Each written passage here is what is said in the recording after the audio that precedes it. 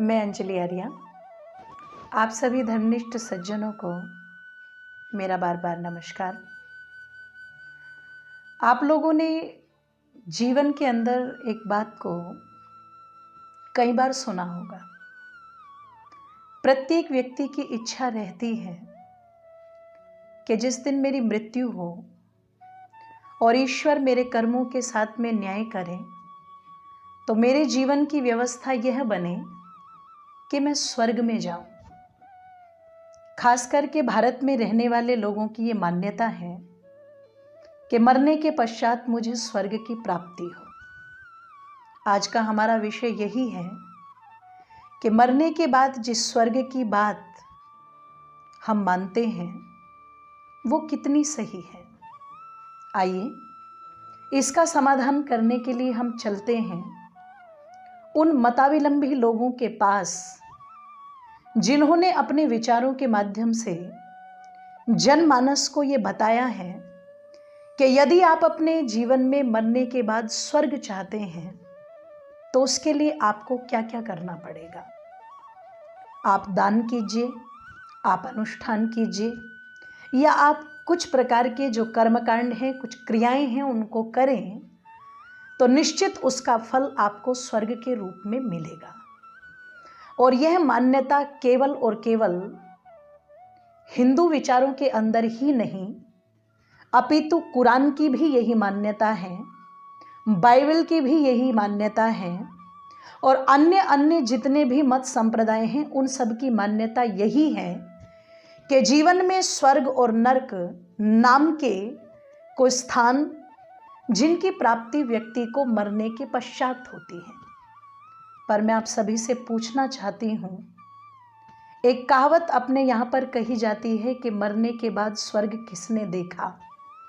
किसी समझदार व्यक्ति ने बड़े सोच समझ कर के इस चिंतन को दिया होगा कि मरने के बाद आज तक कोई व्यक्ति ऐसा आया नहीं जिसने ये घोषणा की हो कि मरने के बाद मैंने स्वर्ग को देखा और वहाँ की स्थितियाँ इस प्रकार की हैं। केवल कल्पनाओं के आधार पर हम इन बातों को सोचते हैं, कल्पनाओं के आधार पर हम चलते हैं। किसी ने कहा कि स्वर्ग में बड़े बड़े महल, बड़ी बड़ी अट्टालिकाएं, नाना प्रकार के भोजन, किसी ने शराब की नदियों का बहना बता दिया तो किसी ने 72 हूरों का लालच देकर के आप लोगों को स्वर्ग के नाम पर, जन्नत के नाम पर बहका दिया। पर इस भारत की धरती पर एक ऐसे भी महान व्यक्तित्व पैदा हुए कि जब उनसे जाकर के किसी ने पूछा कि क्या आप स्वर्ग को मानते हैं तो वो महान व्यक्तित्व थे महर्षि दयानंद। बड़ी विनम्रता के साथ उन्होंने उत्तर दिया, सारी दुनिया मानती है तो मैं भी मानता हूँ। प्रश्नकर्ता ने पूछा, अगर आप स्वर्ग को मानते हैं तो क्या आप उसको हमें दिला सकते हैं। ऋषि के शब्दों में अंतर था। जहाँ सारी दुनिया के धर्माचार्य स्वर्ग दिलाने का दावा करते हैं वहाँ हमारे महर्षि दयानंद कहते हैं मैं दिला तो नहीं सकता, लेकिन आप स्वर्ग में रह कैसे सकते हो इसका तरीका जरूर बता सकता हूँ। प्रश्नकर्ता ने पूछा वो तरीका क्या है और तरीके के पहले ये भी बता दीजिए क्या आप मरने के बाद ये स्वर्ग मुझे दिलाएंगे। ऋषि ने कहा देखो, स्वर्ग का मरने से कोई लेना देना नहीं है। ध्यान दीजिएगा, ऋषि के ही शब्द थे कि स्वर्ग का मरने से कोई लेना देना नहीं है। मैं समझती हूँ बड़ी प्रसन्नता उस व्यक्ति को हुई और निसंदेह वो प्रसन्नता हमको भी होगी यदि कोई कह दे कि स्वर्ग में रहने के लिए मरने की कोई आवश्यकता नहीं। उस व्यक्ति का दूसरा प्रश्न था, अगर आप जीते जी स्वर्ग मुझे दिलाएंगे तो जल्दी से बताइए वो कौन सा वाहन जिस पर बैठ करके मैं स्वर्ग में जा सकूं, वो कौन सा दान है जिसको करके मैं स्वर्ग में जा सकूं। तो ऋषि ने कहा देखो, स्वर्ग में रहने के लिए किसी वाहन की भी आवश्यकता नहीं और मुझे देने के लिए किसी दान की भी आवश्यकता नहीं। हैरानी में भर करके वो व्यक्ति पूछता है, आप किस स्वर्ग की बात कर रहे हैं। ऋषि दयानंद ने कहा, मेरे मित्र, मेरे भाई, मेरे बंधु, मैं उसी स्वर्ग की बात कर रहा हूं जिस स्वर्ग को व्यक्ति चाहता है। पूरी दुनिया के लोग जिस स्वर्ग की मान्यताओं को अपने मस्तिष्क में लेकर के चल रहे हैं, मैं उसी स्वर्ग की बात कर रहा हूं स्थान पर किसी भी वाहन की आवश्यकता वहाँ पर पड़ती है जहाँ एक स्थान से दूसरे स्थान पर जाना हो। लेकिन स्वर्ग किसी स्थान का नाम नहीं है, स्वर्ग एक स्थिति का नाम है। और समझिएगा उस परिभाषा को जो इन विचारों के प्राण हैं।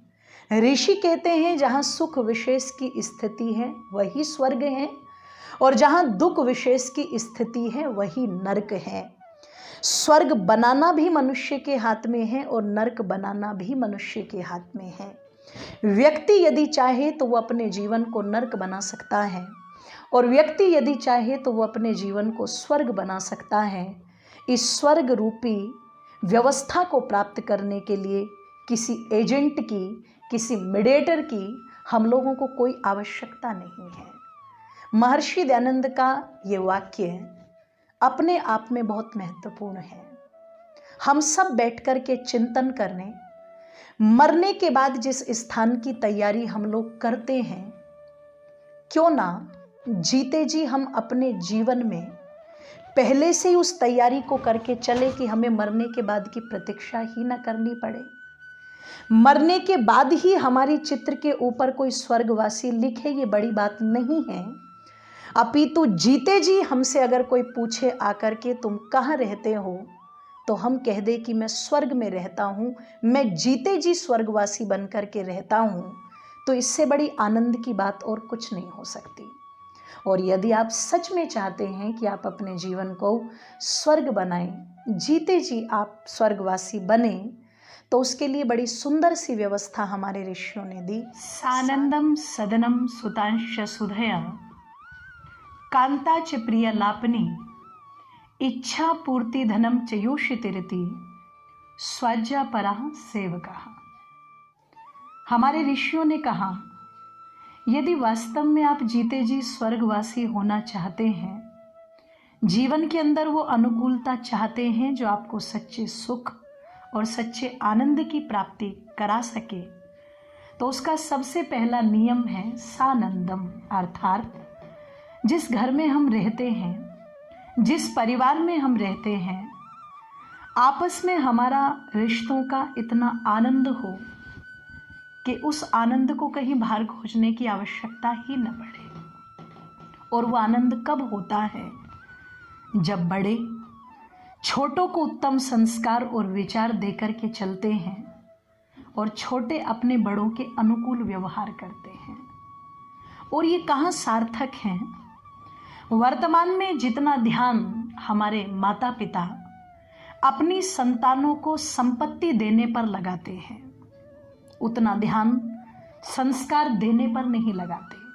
और मैं कहूँ, हो सकता है एक दिन आपकी संपत्ति को पाकर के आपकी संतान आपको भुला दे, लेकिन यदि आपने संस्कार अपनी संतान को दिए हैं तो निसंदेह वो जीवन भर उनसे कभी दूर नहीं होते। आपके प्रति वो आकर्षण, आपके प्रति वो श्रद्धा, आपके प्रति वो भाव निश्चित उनका बना रहेगा। वो दुनिया के किसी भी कोने में जाएं, वो आपके साथ हमेशा जुड़े रहेंगे। इसके लिए हमें क्या करना चाहिए कि जहां हम 3 समय भोजन करते हैं, चाहे वो प्रातःकाल नाश्ता करते हो जिसे हम प्रातराश भी कहते हैं, या फिर दोपहर का भोजन या रात्रि का भोजन, तीनों में से एक समय ऐसा जरूर निकालिए जब आप सपरिवार बैठ करके आपस में भोजन कर सके।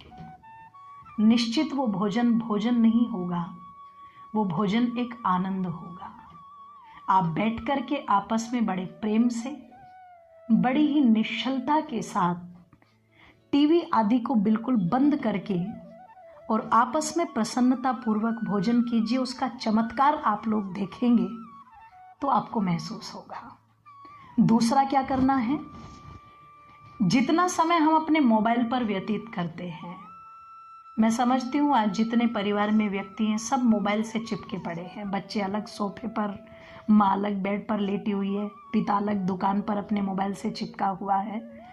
जितना समय हम लोगों ने इस जड़ वस्तु पर लगाया और जितना ध्यान हमने इस पर दिया, मैं कहती हूँ पूरे 24 घंटे में से अगर आधा घंटा भी बैठ करके आपस में चिंतन किया जाए, मंथन किया जाए, बड़े कुछ अपने अनुभव छोटों को बताएं और छोटे अपने मन की बात अपने बड़ों को बताएं, तो निश्चित उससे भी परिवार के अंदर सुख बढ़ता है, आनंद बढ़ता है।